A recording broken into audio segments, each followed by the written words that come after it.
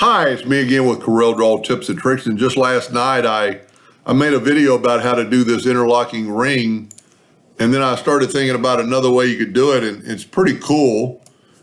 If we Control D to make a duplicate of that ring and then stretch it out, holding down the Shift key, and then just, you know what, you don't even have to make another one. Just take the next one and Control D and then make that one quite a bit smaller.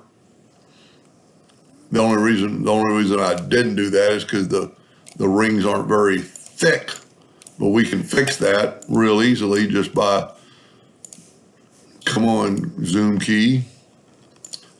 I know people are going to go, well, you can hold down the Z key and hit it. So just take that inner one, hold down the Shift key and make it a little bit thicker. Well, evidently took out the wrong one.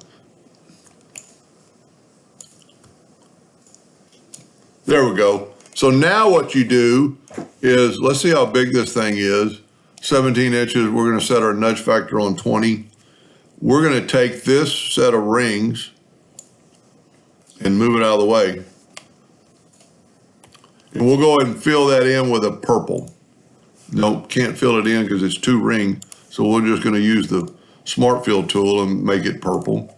And then let's nudge it back, get rid of these lines.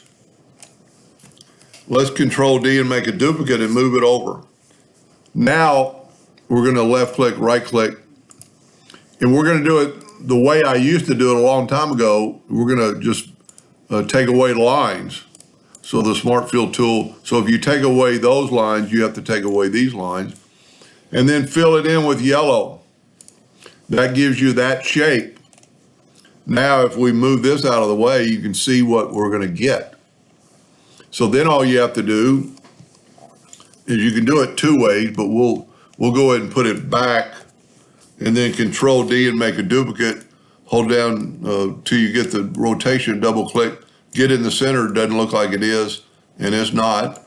So a lot of times I have to come off and go back. Still doesn't look like it is, but it is this time. And then we're gonna rotate this 45 degrees because we got such a big circle. Control D again, hit 90 degrees.